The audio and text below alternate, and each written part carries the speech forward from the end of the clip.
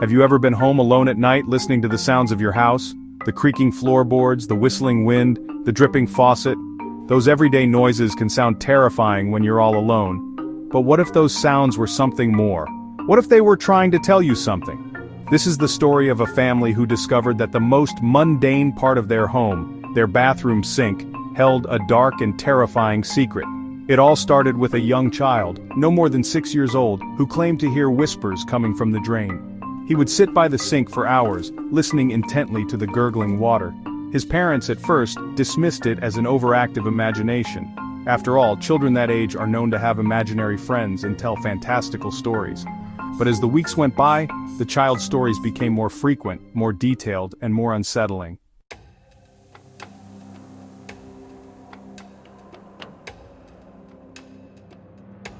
The boy described a voice, raspy and low, whispering his name, telling him secrets and singing him eerie lullabies. He claimed that the voice belonged to a man in the sink who only came out at night. The boy's parents, though concerned, tried to rationalize his claims. Perhaps he had seen a scary movie, or maybe he was just having vivid dreams. They assured him that there was nothing to be afraid of, that it was all in his head. But the boy insisted. He drew pictures of the man in the sink, depicting him as a grotesque figure with glowing eyes and sharp teeth. He refused to go near the bathroom alone, and at night he would lie awake, staring at the ceiling, his eyes wide with terror. His parents, torn between worry and disbelief, started to wonder if there was more to their son's claims than they initially thought.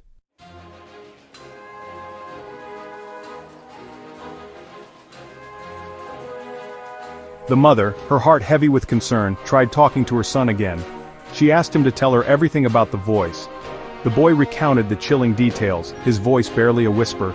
He described the man's raspy voice from the drain. The father remained skeptical. He checked the bathroom sink for any signs, even called a plumber, but everything was in order. There was no logical explanation. Yet a seed of doubt had been planted.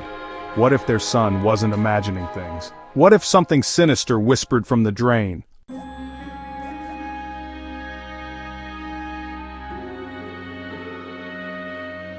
The whispers continued.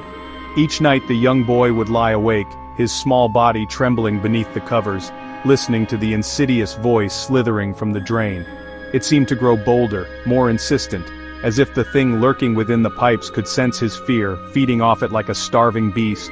The boy's once bright and cheerful demeanor began to change. He grew withdrawn, his laughter replaced by a haunted silence. His big, innocent eyes, once sparkling with joy, now held a constant glimmer of fear, as if he carried the weight of a terrible secret no one else could comprehend.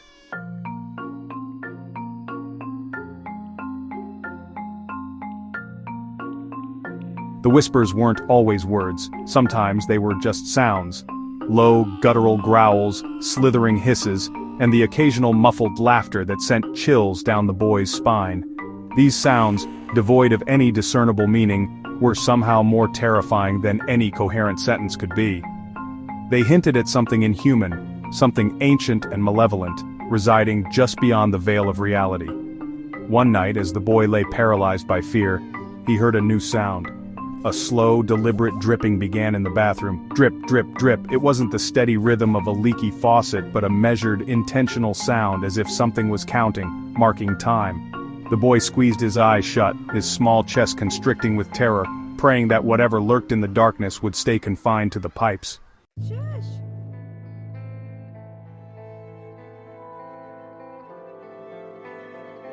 His parents, though still hesitant to believe the full extent of their son's claims, began to notice the changes in his behavior. He was plagued by nightmares, waking up screaming, drenched in sweat, his small body racked with sobs.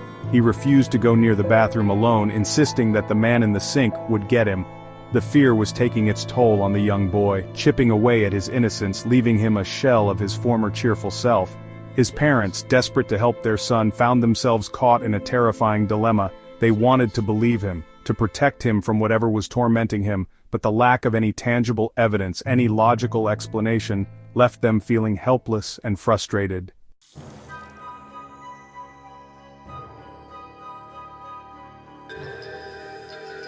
One evening, as the mother was getting ready for bed, she paused at the bathroom sink, her mind heavy with worry for her son. As she splashed water on her face, she thought she heard a faint whisper, a rustling sound coming from the drain. She froze, her heart pounding in her chest, her breath catching in her throat. She leaned closer, listening intently, but there was nothing but the sound of her own ragged breathing and the steady drip of the faucet. Dismissing it as her imagination playing tricks on her, she finished washing up and went to bed. But as she lay in the darkness, unable to shake off the chilling feeling that something was amiss, a terrifying thought crept into her mind. What if her son wasn't imagining things? What if the whispers were real, and whatever lurked within the pipes was listening to them, watching them, waiting for the right moment to strike?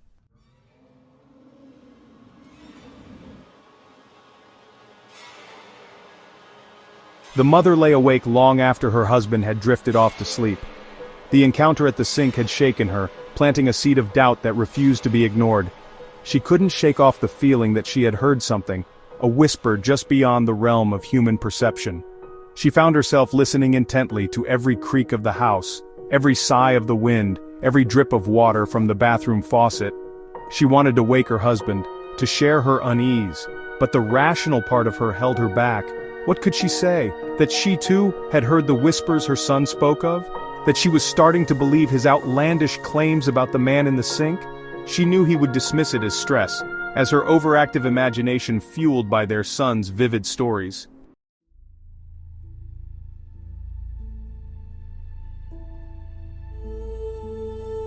The silence in the house was almost unbearable.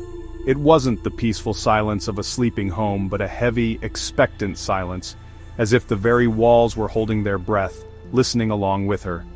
The mother found herself getting out of bed, drawn to her son's room by an invisible force. She stood at the door, watching him sleep, his small chest rising and falling with each breath. He looked so peaceful, so innocent, a stark contrast to the terror that had gripped him in recent weeks. A wave of protectiveness washed over her, a fierce determination to get to the bottom of this, to protect her son from whatever darkness had invaded their home.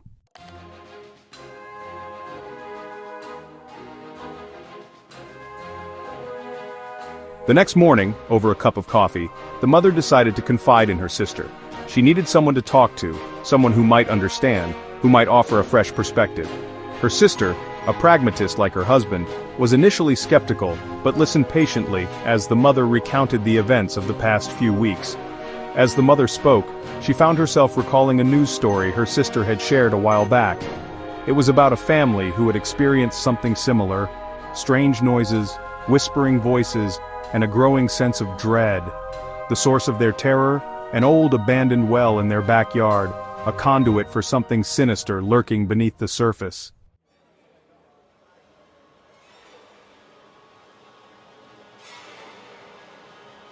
Fueled by a renewed sense of urgency, the mother and her sister delved into online forums, scouring news articles and researching local legends.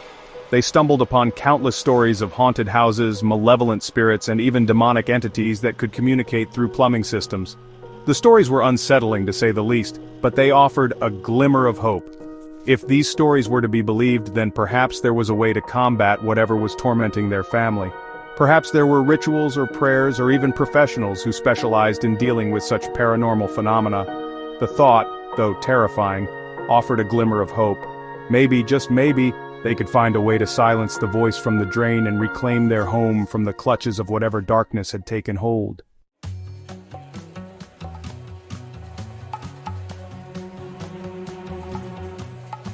The parents tried to maintain a sense of normalcy. They went about their daily routines, pretending that the fear that had gripped their home was nothing more than a figment of their son's imagination.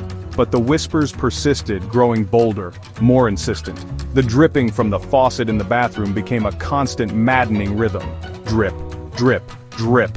It was a relentless reminder of the lurking terror that had invaded their sanctuary. The father, a man who prided himself on his rationality, found his composure crumbling. He couldn't shake off the feeling of being watched, of being listened to. The silence of their home, once a source of comfort, now pressed down on him, heavy with unspoken dread.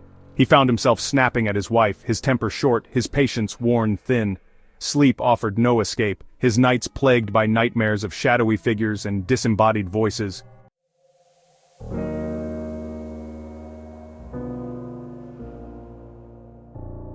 One night the mother woke to a blood-curdling scream. She rushed to her son's room, her heart pounding in her chest. He was sitting up in bed, his eyes wide with terror, his tiny body trembling uncontrollably. The voice, "Mommy!" he cried, his voice hoarse with fear. "It's talking to me! It knows my name!" She gathered him in her arms, his small body shaking against hers. She tried to soothe him, to assure him that it was just a bad dream, but deep down a chilling certainty took root in her heart. Her son wasn't imagining things. The voice was real. As she held her son close, she heard it too. A low, guttural whisper, slithering out from the drain in the adjacent bathroom. It was faint, almost indistinguishable, but it was there, and it sent shivers down her spine. It was at that moment that she knew they were dealing with something beyond their comprehension. Something sinister and ancient had taken root in their home.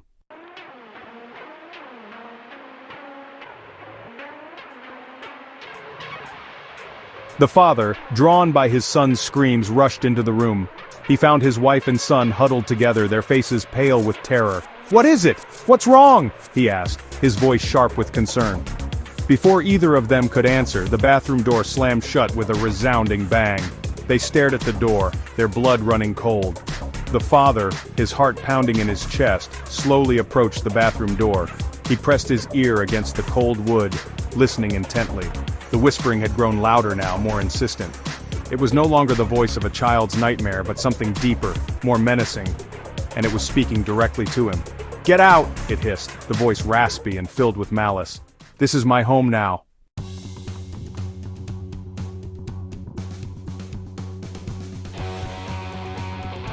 The father, his fear giving way to anger, slammed his fist against the door. "We're not going anywhere," he shouted, his voice trembling with a mixture of fear and defiance. "This is our home! You leave!" The whispering stopped abruptly. A heavy silence descended upon the house, broken only by the sound of their ragged breathing. They huddled together in the living room that night, too terrified to sleep, too afraid to even breathe. The voice from the drain had spoken directly to them, acknowledging their presence, asserting its dominance over their home. It was a terrifying realization, one that chipped away at their sanity, leaving them teetering on the edge of a nightmare from which they feared there was no escape.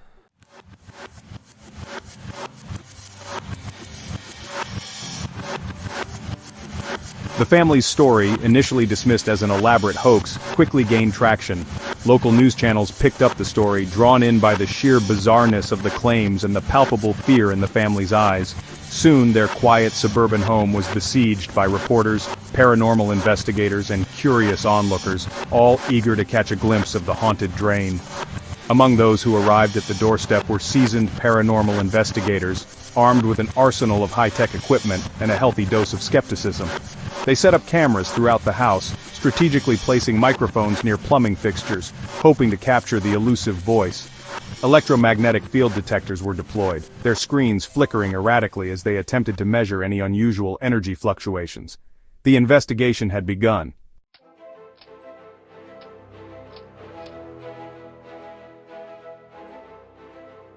While the paranormal investigators focused on capturing evidence of the supernatural, a team of plumbers was brought in to examine the house's plumbing system. They meticulously inspected every pipe, every joint, every fixture, searching for any logical explanation for the whispers and the dripping. The house's plumbing, however, seemed to be in surprisingly good condition. There were no leaks, no blockages, no signs of anything out of the ordinary. As the plumbers delved deeper into the house's bowels, they discovered something peculiar. The blueprints they were working from didn't match the actual layout of the plumbing system. There seemed to be an entire section of pipes and chambers unaccounted for, leading to an unknown destination beneath the house.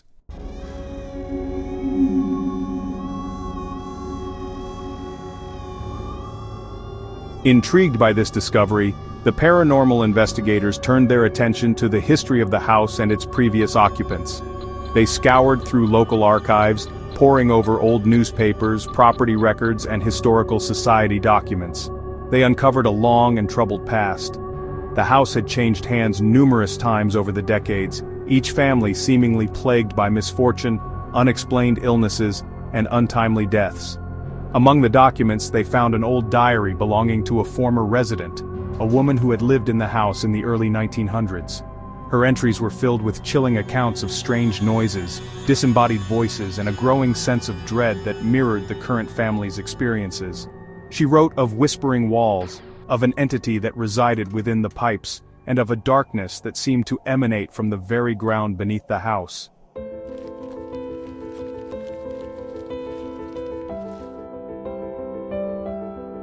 As the investigators pieced together the fragments of the past, they uncovered a dark secret that had been buried for generations.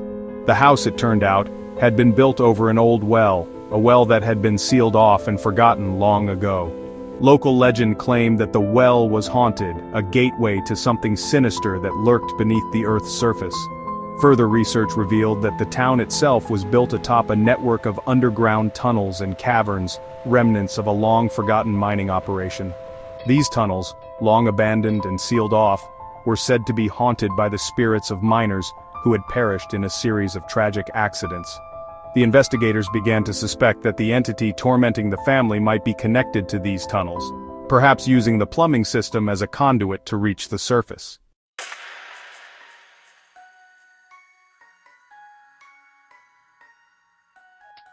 As the investigation reached a fever pitch, the paranormal activity in the house intensified. The whispering became a constant presence, the dripping transformed into a torrent of rushing water, and objects began to move on their own, as if manipulated by an unseen hand. The investigators, their skepticism waning, found themselves face to face with something truly unexplainable. One evening, as the investigators huddled in the living room reviewing their recordings, the entity made its presence known. The lights flickered violently, plunging the room into darkness. The air grew heavy, thick with an oppressive, almost tangible dread, and then, with a deafening roar, the voice from the drain boomed through the house, its rage echoing through the pipes, shaking the very foundation of their being. The entity had awakened.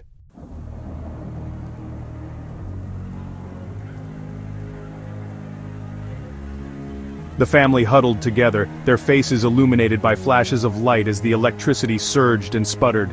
The whispers, once faint and insidious, now boomed through the house, vibrating the walls and rattling the windows. They were trapped, prisoners in their own home, at the mercy of something ancient and malevolent. The boy, his eyes wide with terror, clutched his mother's hand, his small body trembling uncontrollably. He could feel it now, the entity's presence, cold and oppressive, pressing down on him like a physical weight. The drawings he had made, once innocent expressions of his fear, now seemed to pulsate with a dark energy, as if the act of creation had given form to something truly sinister.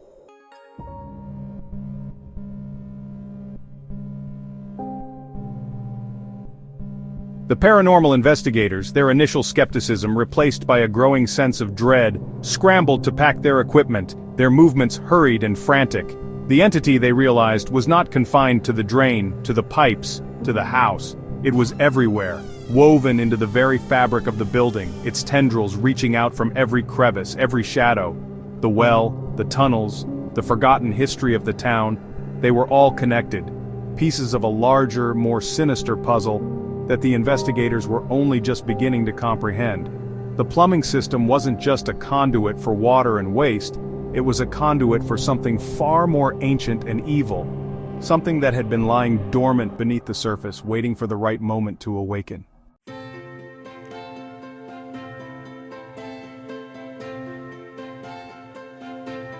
The investigators, their hearts pounding in their chests, stumbled upon a passage in the old diary, a passage that sent chills down their spines.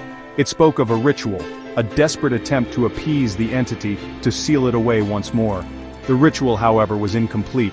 The final pages of the diary torn and stained as if the woman had been interrupted before she could finish writing. Time was running out. The entity was growing stronger, its grip on the house tightening with each passing moment.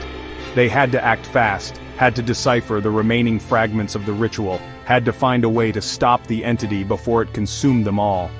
The fate of the family, perhaps even the entire town, rested on their shoulders. Their only hope lay in deciphering the secrets of the past, in understanding the entity's origins, its motivations, its weaknesses. The clock was ticking.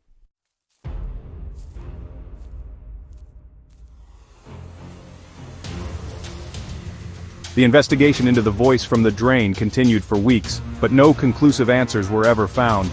The entity vanished as quickly as it appeared, leaving unanswered questions and lingering fear. Did it retreat back into the depths from whence it came? Or was it simply biding its time, waiting to resurface? The family, deeply affected, eventually moved out, unable to shake off the feeling they were not alone. The house remained empty, a silent testament to the terror within its walls. The story became a local legend, a cautionary tale whispered among the townsfolk. The next time you're home alone, listening to the sounds of your house, take a moment to listen closely. Do you hear whispers? Do you feel a presence, something watching you from the shadows?